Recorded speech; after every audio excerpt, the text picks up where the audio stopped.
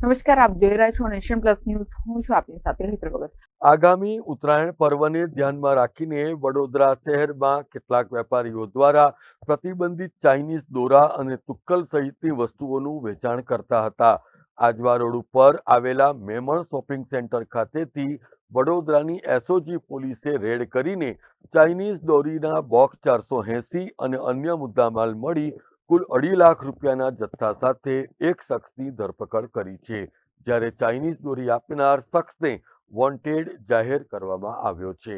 આગામી મકર સંક્રાંતિના પર્વની ઉજવણીને લઈને વડોદરા પોલીસ કમિશનર નરસિંહા કુમાર દ્વારા શહેર વિસ્તારમાં ચાઇનીઝ લોન્ચર, ચાઇનીઝ તુક્કલ, ચાઇનીઝ લેન્ટર્ન અને ચાઇનીઝ દોરીના જથ્થાબંધ વેપાર અને આયાત કરીને ખરીદ વેચાણ તેમજ તેના ઉપયોગ કરવા ઉપર પ્રતિબંધ ફરમાવવામાં આવ્યો છે.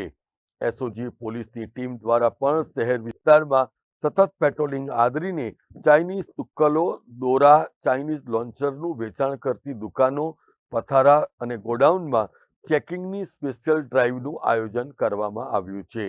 જેને આધારે પોલીસને બાતમી મળતા મહેમાન શોપિંગ સેન્ટરની દુકાન નંબર 16માંથી પ્રતિબંધિત ચાઇનીઝ દોરીના 480 બોક્સ મળી આવ્યા હતા.